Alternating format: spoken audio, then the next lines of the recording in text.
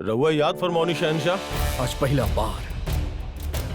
बार हमारा रास्ता रोके की कोशिश कर गई। अगर वो मजहब के नुमाइंदा ना होतन तो उनका कत्ल सन हमारा सामने होत।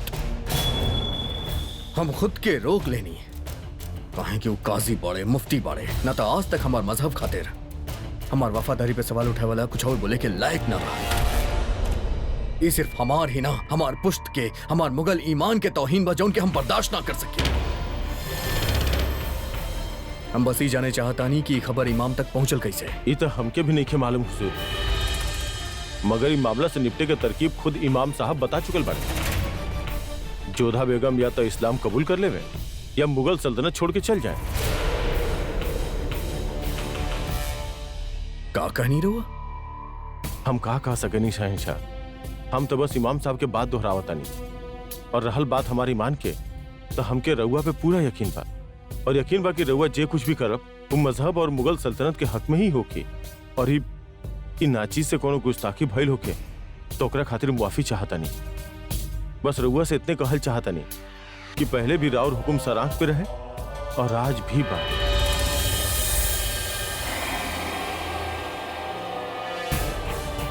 अदगा साहब, ये दोनों मामला अलग अलग बा, लेकिन ये दोनों मामला एक दूसरे से जुड़ल था। एक तरफ मौलवी साहब ही मांग कैले बाड़ी और दूसरा अब भी सवाल उठेला कि खबर यहाँ तक पहुंचल कैसे। आप पता लगाई कि साजिश के पीछे के कर रहा था। जे भी कैले बा ओकर नियत ठीक नहीं के, वो गद्दार बा और हर हाल में ओकरा राउर सामने पेश कैल जाए। एह बार तो हम भी कुछ ना कहनी। अम्मी जान के भी एह बारे में कुछ मालूमात नहीं खे। अब जलाल के नया दुश्मन कहां से पैदा हो गए। आमिर तक तो सब कुछ ठीक रहे मोती, परंतु यहाँ आवे में न जाने का कुछ हो गए। हमके शहंशाह के साथ रात्रि व्यतीत करे के पड़े और अभी धर्म परिवर्तन वाला बात हमरे तो समझ में ना आ रहा है कि हमरे साथ ही सब का हो रहा बा।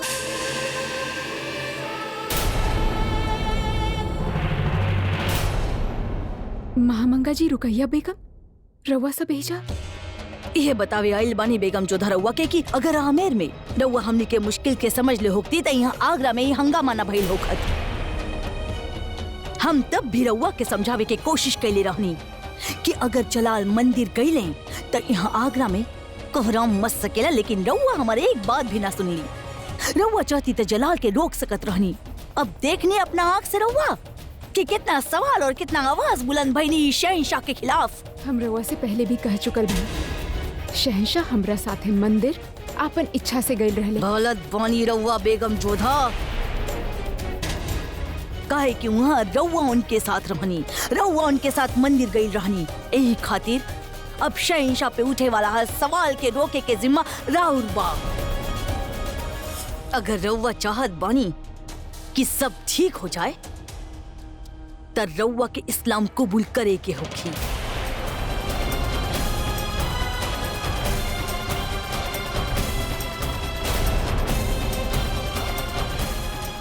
परंतु काहे? हम राउर धर्म के आदर करेनी, परंतु हमके अपन धर्म के भी मान है। का बात है जोधा बेगम, कहे ले कुछ और रउआ लोग और करे ले कुछ और एक तरफ जुबान देवेले निकाह करत समय कि अपन शौहर के हर चीज में उनकर साथ दे हैं, उनकर हर मर्जी निभाई हैं, तका शौहर के मजहब राउर मजहब ना हा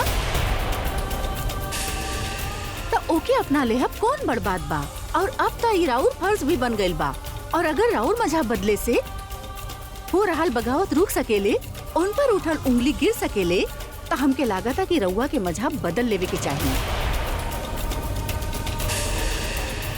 और शहंशाह का कुछ ना कैले बड़े रउआ खातिर और राउर खानदान खातिर, तो रउआ उनके खातिर इतना ना कर सके नी जोधा बेगम। बा अदब, बा मुलाहिजा, होशियार, नूरे तख्त बादशाह जलालुद्दीन मोहम्मद तशरीफ ला रहल बाड़े।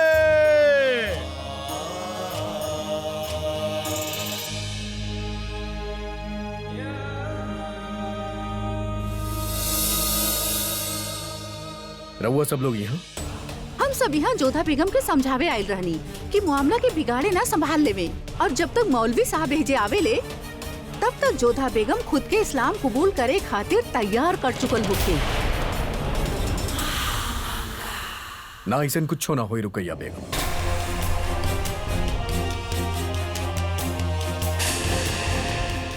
इनकर मजहब के बदलन मतलब हमार दिहल जबान के पलटल।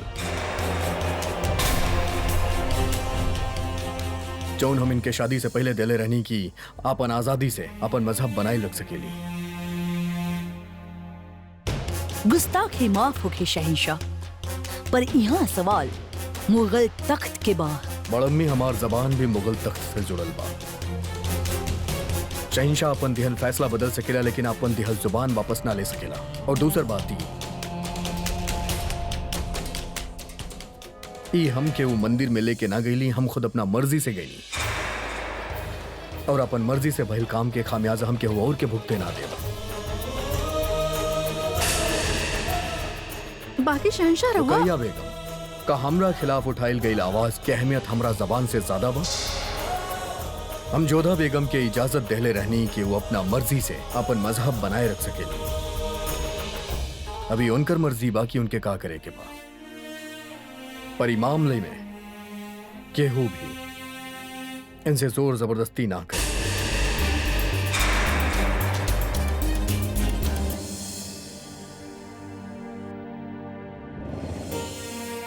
हम अम्मी जान से बात करे चाहता नहीं। उजे भी कहिए हम उहे करब।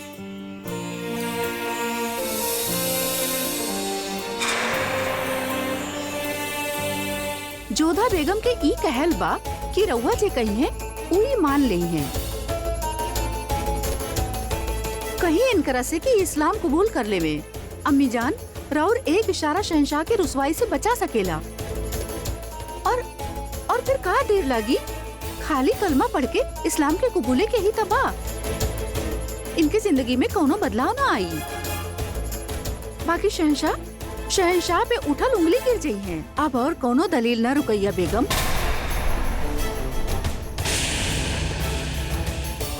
हमके खुशी बा कि जोधा बेगम हमरा के इतना इज्जत देनी कि इतना बड़ा फैसला खातिर वो हमके चुन ली, कि हमार राय उनके खातिर इतना मायने रखे ले। बाकी एकर मतलब ही ना कि हम ए इज्जत के नाजायज फायदा उठाएं। हम जोधा बेगम पे मजहब बदले खातिर कोनो दबाव न डालब। शहंशाह के सियासत ऊ जाने, मगर ई खानदान के बुजुर्ग होखला के नाते हमने के जोधा बेगम के आपन मजहब के हिसाब से चले में कोनो तकलीफ नहीं के। मुगल सल्तनत वादा कैले रहे जोधा बेगम से कि उनके मजहब बदले खातिर केहू भी मजबूर ना करी, और ऊ वादा ना टूटी। जोधा बेगम के केहू भी मजहब बदले खातिर जबरदस्ती ना करी। ई हमार फैसला हा।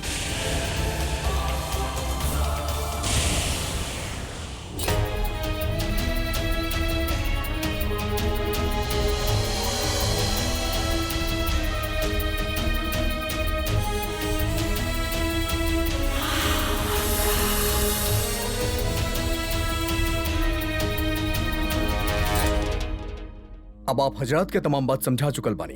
एगो बादशाह होके के नाते हम अपन दिहल जबान वादा ना तोड़ सकेली।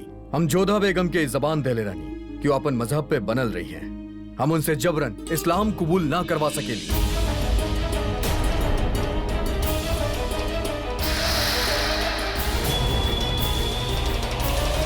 ये तब मुमकिन हुई जब वो बाखुशी इस्लाम कबूल करें। हम अपन जबान ना तोड़ सकेली और ना ही उनके खिलाफ जा सकेली। इस सब के बाद अगर आप हमके हमार तख्त छोड़े खातिर कहीं हैं तो हमरा बाद हम ही तख्त रहीम के सौंपत है।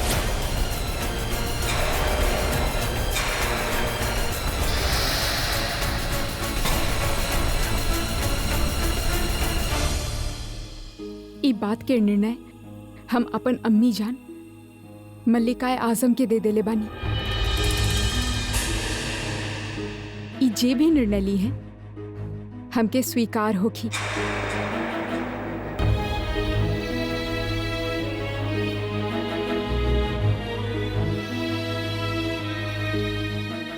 हमीदा बेगम तो रात में ही जोधा बेगम के हक में फैसला सुना देले रानी। ई जोधा बेगम के मजहब बदले खातिर मजबूर ना करिए। मजहब बदले के फैसला जोधा बेगम हमरा पे सौंपले रहनी और हमार फैसला बाकी हमार बहू जोधा बेगम इस्लाम कबूल करी है।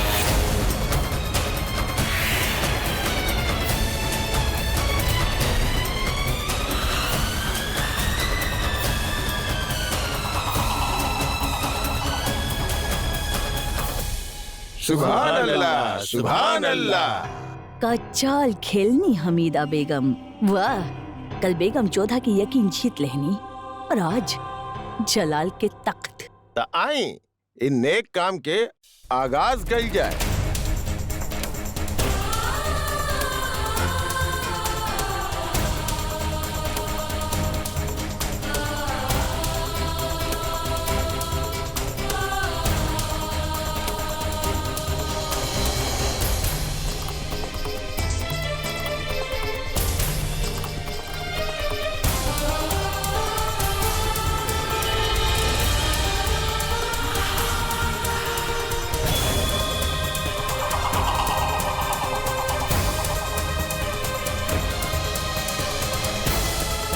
होशियार, अजमेर शरीफ के शेख मुबारक तशरीफ ला रहल बाड़े।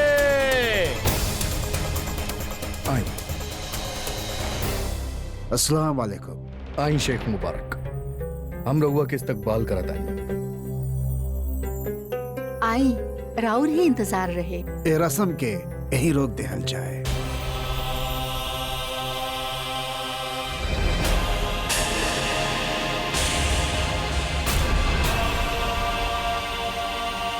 लेकिन काहे इस्लाम कबूल कइल तो एगो नेक रस्म है। बेशक, लेकिन ओकरा खातिर बिना इस्लाम से मोहब्बत कैले या कोनो वजह से इस्लाम कबूल कैल मजहब और खुदा दोनों के तौहीन है।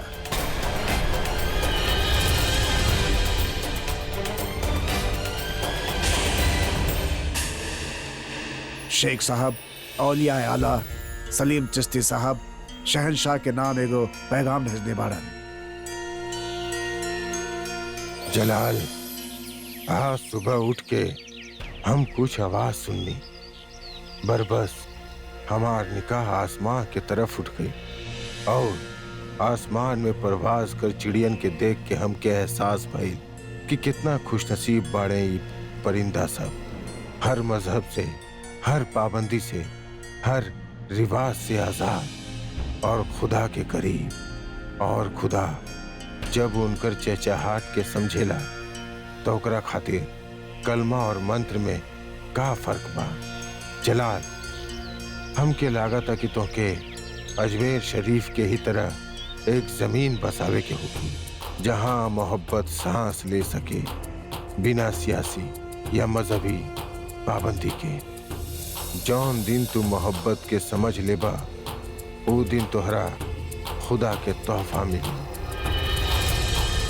तोहार जानशीन, तोहार वलिये हक और ये हमार कोनो ख्वाब नहीं के। यू पैगाम है जे कुदरत हमरा के देहले और हम तोहरा तक पहुंचा रहल बानी। कहे कि पैगाम ओकरा खातिर बा जे दुनिया बदल सकेला, जे इंसान के ए परिंदा जैसन आजादी दे सकेला।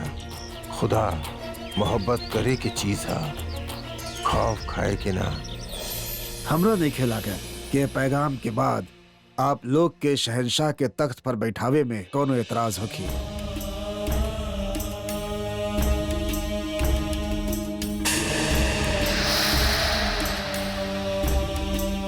और यह वक्त वो हिंदुस्तान में सबसे आलीम बाड़न मजहब और शरीयत के, उनसे बेहतर केहू न समझ सकेला।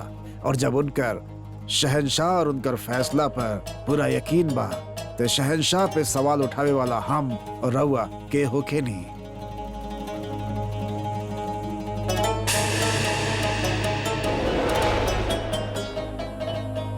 हमनी के नहीं के पता कि वो हमनी के खुदा रहले या राउर भगवान जे खुदा के तौहीन करे से हमनी के बचा ले। वाकई बिना मजहब से इश्क कैले ओकरा अपनावल गुनाह बा। सलीम चिश्ती साहब के राय के खिलाफ हमनी नहीं की जा सकत।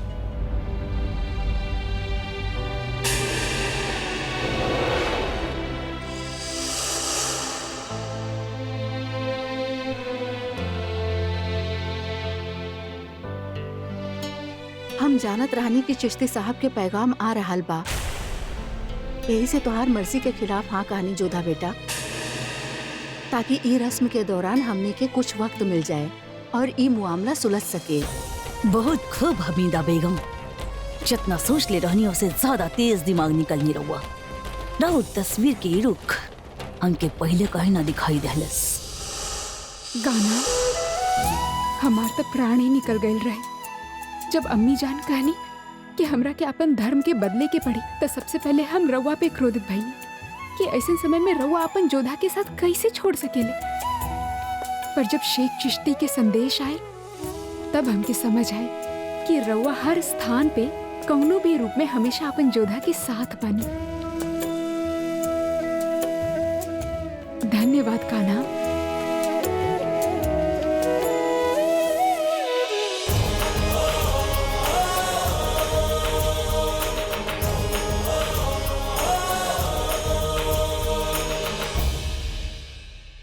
रउआ एहिजा देखी, दरअसल हम यदि रउआ के लागत कि हमार धर्म के विषय में हस्तक्षेप ना करके रउआ अपन वचन निभैले बानी और ओकरा खातिर हम रउआ के आभार व्यक्त करब, त हम ऐसा ना करब, काहे कि रउआ अपन एक वचन तोड़ले बानी।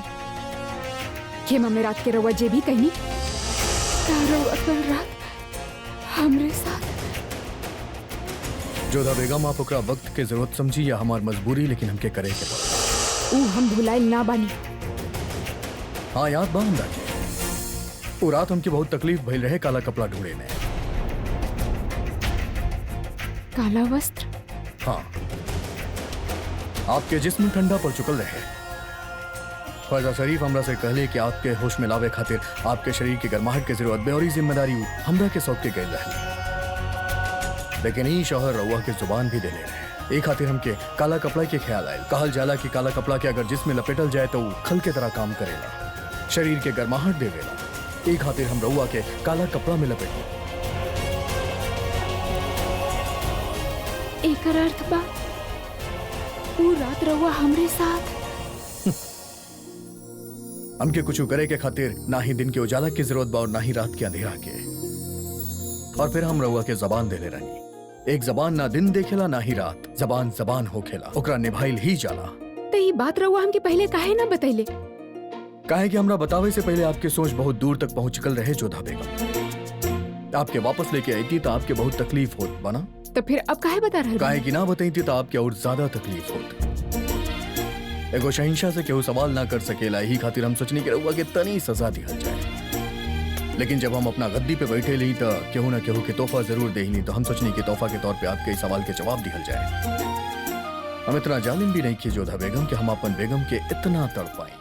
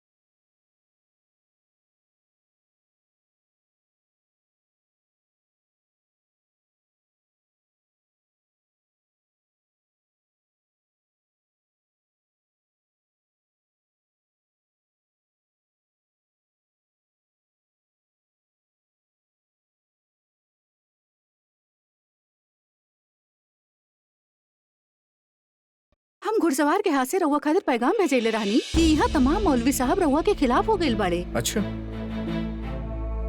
लेकिन हमके ना मिलल रहे। रउआ ना जाने ले कि हम कितना परेशान हो गइल रहनी। हवाई के मतवाला कह के रउआ के मारे के कोशिश कइल गइल रहे। हवाई हमार वफादार बारू कया, ओकरा हम संभाल लेनी। अब देखो, हम तारा सामने दुरुस्त खड़ा बानी। कहाँ दुरुस्त बानी रउआ जलाल? हम सुनली आमेर से आवे के वक्त एगो तूफान आयल रहे जे रउआ के और जोधा बेगम के उड़ा के ले गइल। ई बारे में तहरा कैसे पता? बहुत से लोग रहले वहाँ। मगर ई वाकयात के बारे में केहू के कुछो मालूम नहीं खे। जलाल, हम बेगमे खास बानी और शहंशाह के हर खास बात के पता होखेला हमरा के। मतलब तू हमरा पे नजर रखत रही। का करी, दोस्त होखला के साथ साथ बेगम भी तबानी हम। और रउआ पर नजर रखी या ना रखी, बाकी रउआ के केहू के नजर ना लगे एकर ख्याल बा हमके। बहुत खूब रुकैया, लेकिन सच तो सच बा। हम और जोधा बेगम एक साथ एक ही खेमा में रात गुजर ले रहे।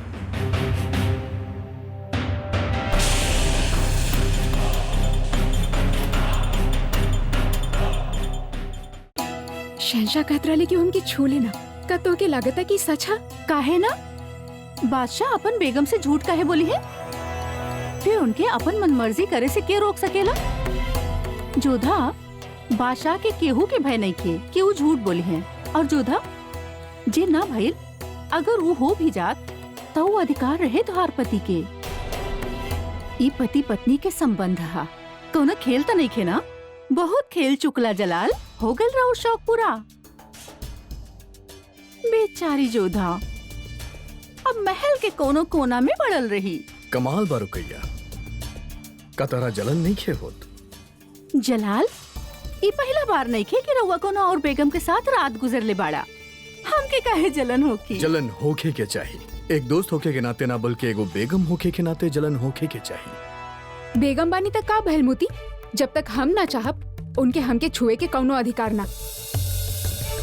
अब ई बात की तू हमार अहंकार समझा तो हमके एकरा से कौनो अंतर ना पड़ेला। बड़ा गुरूर रहे ना जोधा बेगम के अपना आप पे, रउआ ओकर सारा गुरूर तोड़ देनी। अब पड़ल रही हरम के कोनो कोना में, वो रात के इंतजार करे में जे शायद कबो आई ही ना।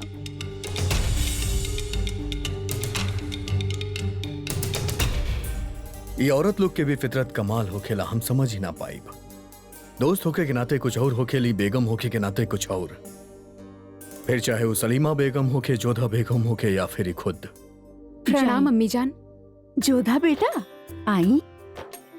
अरे अरे, हमरे पास बैठा। कहा कैसे आइलू हा? हम रउआ के धन्यवाद देवे चाहता नहीं। रउआ हमार धर्म के रक्षा कैनी अम्मी जान। यदि रउआ ना होती तो हम केकरा पे विश्वास करती? जलाल पे। हाँ बेटा, जलाल तोहार हक के महफूज रखे चाहेला। ई बात के अंदाजा हमके तबे हो गईल रहे जब मजहब बदले के फैसला वो तोहरा पे छोड़लस। हमनी के मजहब में मजहब बदले खातिर शौहर के हुक्म बहुत मायने रखेला। ई बात तो हम ना जानत रहनी अम्मी जान, बाकी इतना जानी ले कि रउआ हमार धर्म के मान रखनी और एकरा खातिर हम रउआ के आभारी बानी। जोधा बेटा, इंसान के सबसे पहला मजहब इंसानियत होखेला और हम देख ले बानी कि तू इंसानियत के फर्ज बखूबी निभैले बाड़ू। रहीम के पानी में डूबे से बचैलू, मोती बाई के मौत के मुंह से वापस ले आईलू और जलाल के जिंदगी बचैलू। ई फर्ज निभैला के बाद कौनो फर्क ना पड़ेला कि तू कौन मजहब में विश्वास करेलू। विश्वास तो हमके रउआ पे भी बा अम्मी जान। अपन धर्म निभावे में रउआ सदैव हमार साथ देले बानी, चाहे कैसन भी परिस्थिति होखे। यही खातिर त इस्लाम स्वीकारी के निर्णय हम रउआ पे छोड़ देले रहनी। हम फिर से कहब, ई फैसला अगर तू हमरा पे ना भी छोड़तू तब वो जलाल अपन देहल वादा पे आँच ना आवे देत। आज हम तोहरा के जुबान दे रहल बानी कि आगे भी तोहार मजहब के मुआमला में उहे होखी जे तू चाहबू।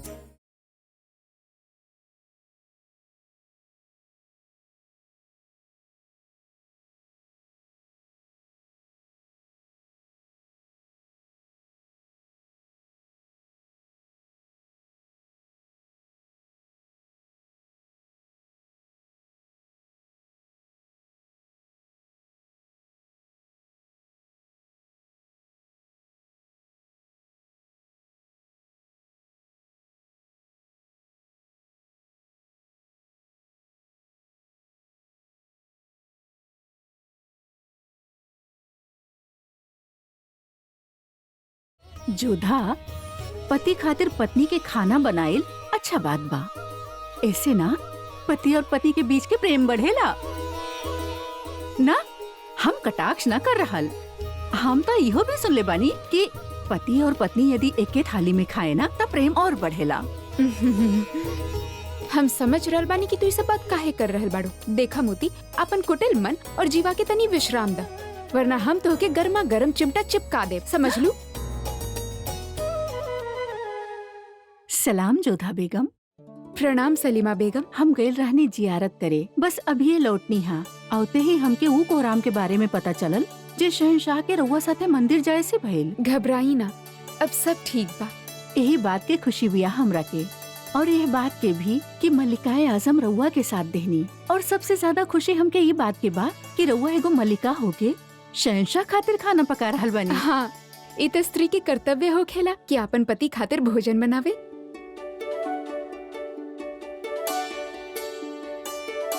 वैसे बात रउआ के सही बा जोधा बेगम। शहंशाह रउआ के शौहर तो पिछला कई महीना से बाड़े ना। आज से पहले तो हम रउआ के शहंशाह पे इतना ज्यादा मेहरबान होखत ना देखनी। अब मेहरबान तो होखे के ही बिया जोधा बेगम के। आखिर रउआ उनसे जलाल के इतना तारीफ जी कर देनी। हम अपन आँख से जलाल खातिर जोधा बेगम के दस्तरखान लगावत देखे चाहत बानी। नेकी और पूछ पूछ। चलो अभी चलल जाए भाभी जान। बड़ा ताव दिखावत रहनी ना जोधा बेगम। अब देखिया होशियार खान का हैसियत रह गई भी उनकर। शहंशाह खातिर खाना बनाए, उनके रात रंगीन करल, उनके इर्द गिर्द पंखा से हवा करल। बांदी लोगन के काम करे के पड़ रहल भी उनके। काश काश कि माँ हम यह होती तो हम उनके याद दिला देती कि जे जोधा बेगम के होखे वाला कहकहा से खौफ ज़दा करत रहनी हमरा के। वो जोधा बेगम के हालत पे आज बांदी लोग कहकहा लगा रहल होकी हैं। वैसे इटावा से कब लौट रहल बाड़ी वो? बस हुजूर, कुछ ही दिन के बाद। जौनपुर, दिल्ली, लाहौर, पेशावर, एकरा साथ साथ रोहतास के लगा के मालवा तक और मेवाड़ से लगा के बनारस तक सब जगह अमन और चैन बा हुजूर। सल्तनत महफूज है। और बाकी राजवंशी लोग के काबा, हम कब तक मुगल सल्तनत के परचम उनके राज्य में लहरा पाई? हमके लगा था कि राजवंशन के बारे में हमनी के कौन और तरीका निकाले के होगी शहंशाह। वजह फरवेनी आपत का साहब। भले ही आमिर हमरा सरपरस्ती में बा, लेकिन जब तक रणथंभौर, मेवाड़, मावाड़, चित्तौड़ और बूंदी हमरा सरपरस्ती पे ना आई, हिंदुस्तान के एक ही परचम के नीचे लावे के ख्वाब पूरा ना हो पाई। कहे कि सारा इलाका राजवंशी के हा। गुस्ताखी माफ शहंशाह। जोधा बेगम दस्तरखान पे और इंतजार कर रहल बानी। एकर मतलब जोधा बेगम हमरा खातिर।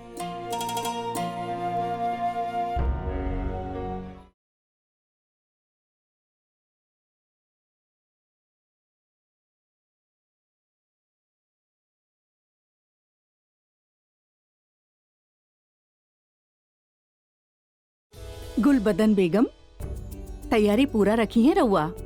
हुमायूं नामा लिखला के बाद बहुत जल्दी रउआ के जोधा बेगम और जलाल के रिश्ता के बारे में भी लिखे के होकी। हमने यही जे खड़ा रहा त रिश्ता आगे कैसे बढ़ी।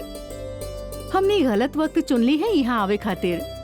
हमके लागा था कि जलाल और जोधा के अकेले छोड़ देवे के चाहिए। हम चाहतानी कि शहंशाह और जोधा बेगम के तनहा छोड़ देहल जाए।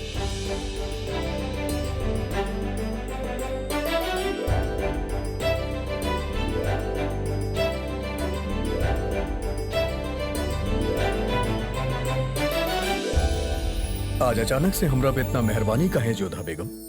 हर केहू के अपन प्रसन्नता व्यक्त करे के भिन्न तरीका होखेला। हम अपन प्रसन्नता ऐसे ही प्रस्तुत करेनी। और कौना बात से खुश बानी आप? रउआ हमरा पे विश्वास कईनी, अपन वचन निभैला और हमके हमार धर्म में बनल रहे खातिर हमार सहयोग कैला। ई सब प्रसन्नता के ही तो बात बा। लेकिन अगर जोधा बेगम देखी, रउआ के केहू बतैले ना बाका भोजन करे वक्त बात ना करल जाला। भोजन ग्रहण करी। पर एगो शर्त पे जोधा बेगम, हम चाहता नहीं कि रउआ भी हमरा साथे खाना खाई।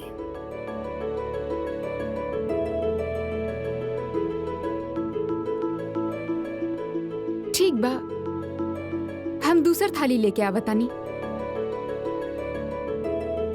जोधा बेगम, रउआ हमार बात समझनी ना। हम कहनी कि आप हमरा साथ खाना खाई, एक ही थाली में।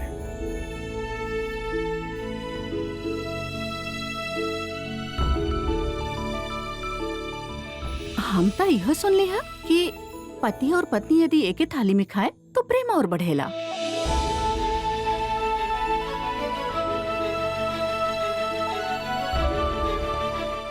क्षमा करिए शहंशाह, हम रउआ साथे एक थाली में ना खा सकब।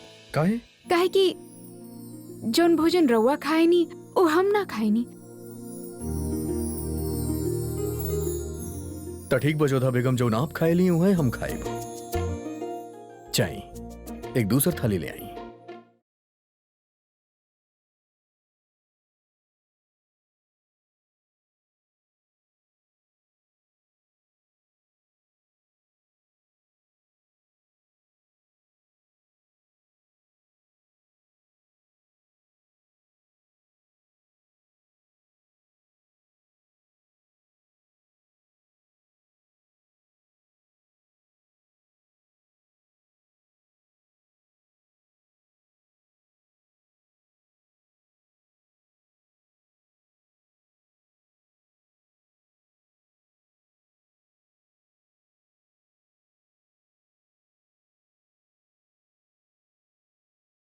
रुकी, अभी केहू खाना चख ले ना बा, हम पहले एक चख लेता नहीं।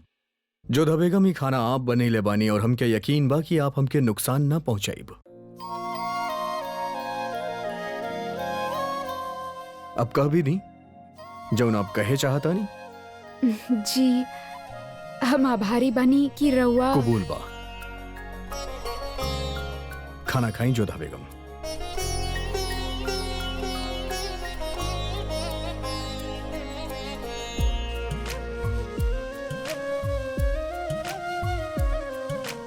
माने के पड़ी जोधा बेगम, आपके ही हुनर भी बहुत कमाल के बा। बहुत लजीज खाना बनेले बानी आप। काश हम रोज आपके हाथ से खाना खाएं। हम सच कहता नहीं, खुदा कसम, आप बहुत अच्छा खाना बनेले बानी। हम सोचत रहनी कि यदि अम्मी जान हमार साथ ना देले होती तो हम आपके साथ देती जोधा बेगम।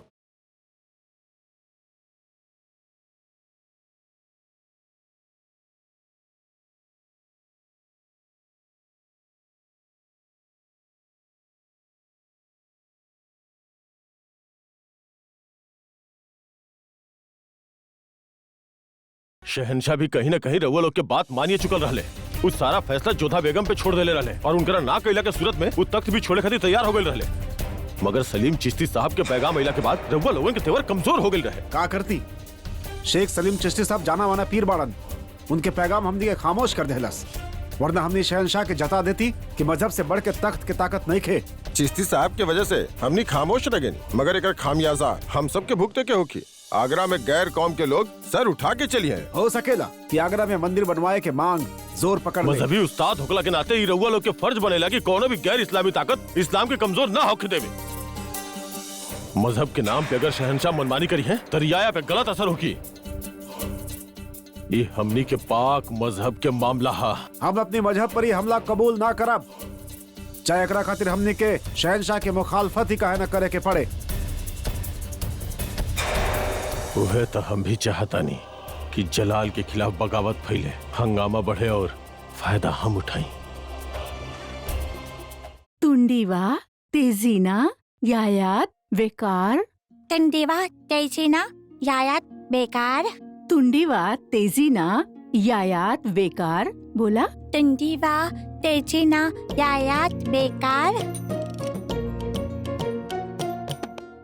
तिंडीना, तेजीवा, यायात, बेकार। अरे वाह, रउआ तो बहुत सुर में पड़ रहल बानी खाने खाना। वैसे एकर अर्थ समझा सकेले रउआ हमके?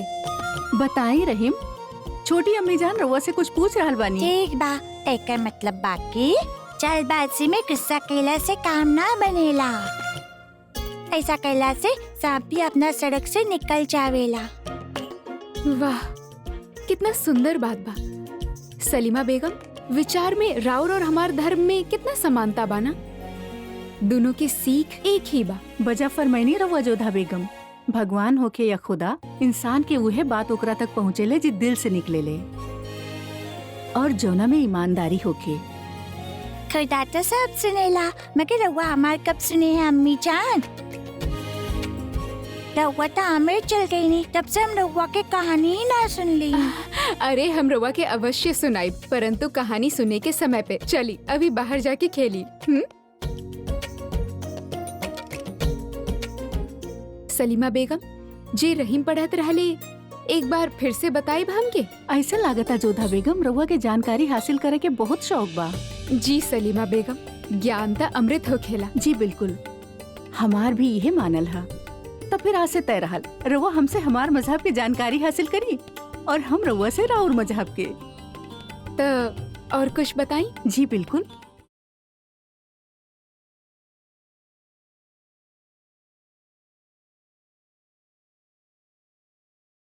होशियार, शहनशाह के तमाम पसंदीदा चीज तैयार बाड़े ना? हाँ हुजूर, सब तैयार बा।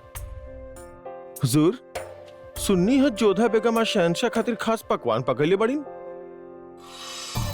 ता का भइल? शहनशाह इतना मुखालफत के बाद जोधा बेगम के देहल वादा निभैले हा, ता एकरा बदले इतनी तीमारदारी ता वो कर ही सकेले। शुक्र बा खुदा के कि उनमें इतना समझ तबिया, वरना महामंगा जी जोधा बेगम के गुरूर और अहम के किस्सा हमके सुनैले रहनी। ओकरा बाद हमके उनसे कोनो उम्मीद ना रहे। हुजूर, एक बात कही, एक रउआ ही बानी जे मलिकाए खास बने के ताब रखेनी, जे अपन दुश्मन की भी तारीफ करेली, वरना केहू और बेगम होकर तो यह बात सुन के जल भुन जात। यही खातिर होशियार, हमरे जगह केहू और ना हो सकत, और जलाल के बाकी बेगम से ना ही हमके कोनो खौफ बा, ना ही खतरा। हाँ, रउआ के ख्याल बात सिर्फ शहनशाह के, उनकरे के इंतजार बा रउआ के। होशियार, हम त शहनशाह के भी इंतजार न करेनी। याद बा पिछला बार ऊ हमार इंतजार कैले रहले, हम उन करना।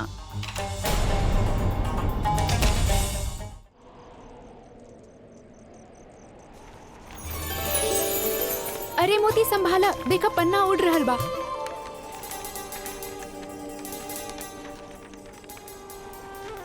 का कर सकेले मोती? इतना सुहाना वातावरण, शीतल हवा के बीच ये पूरा मुस्कुरात चंद्रमा, देखा?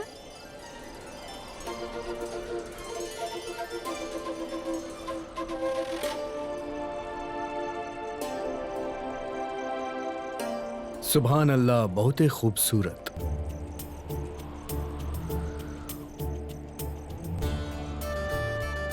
उहे तो हम कह रहल बानी, कितना सुंदर बाना। आप केकर बात करत आनी जोधा बेगम? चंद्रमा की। आप इतना अचंभा से काहे देख रहल बाड़े? कबो चंद्रमा देख ले ना का? कबो गौर ना फरमेनी जोधा बेगम, वक्त ही ना मिलल।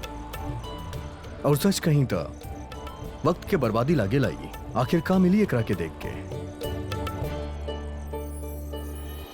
शांति, असीम शांति। प्रकृति के बीच रह के एकरा के निहारे से असीम शांति मिलेले, जे रवा ना समझिए शहनशाह। अरे वाह, आप तो शायर बन गई जोधा बेगम। अपना अपना दृष्टि के ही अंतर बा। वैसे हम कहते सत्य ही रहल बानी, मनुष्य अपना जीवन में शांति ही तो चाहेला, फिर चाहे वो राजा होखे या रंक। ई मन के शांति खातिर ही मनुष्य ईश्वर में मन लगावेला।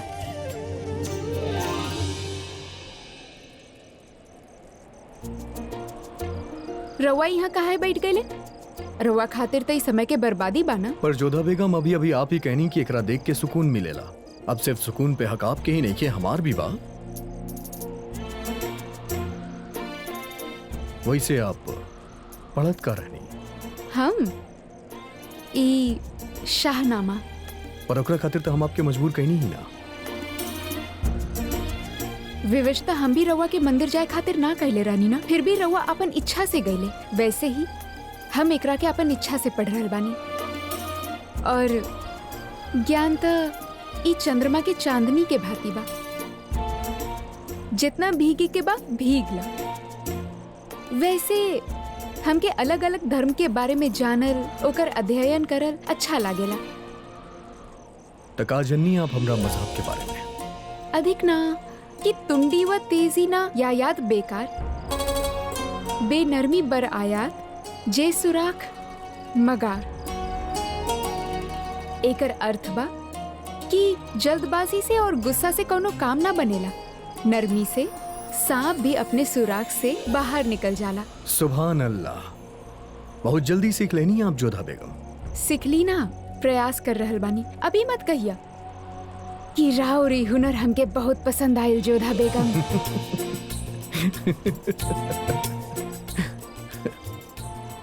वैसे अगर सच कहीं तो हम यह बात कहती हैं और ऐसे ही कहती।